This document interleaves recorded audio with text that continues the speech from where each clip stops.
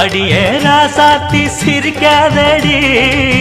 அன்பே என் நெஞ்ச பறிக்காதடி அள்ளிக்கொள்ள போரே உன்னை அழகாகத்தான் கிள்ளிக்கொள்ள போரே இப்போ மெதுவாகத்தான் வெள்ளிமணி கிண்ணத்தில நல்ல நல்ல சந்தனந்தா சந்தனத்தை தொட்டதுமே நெஞ்சத்தில தந்தனத்தா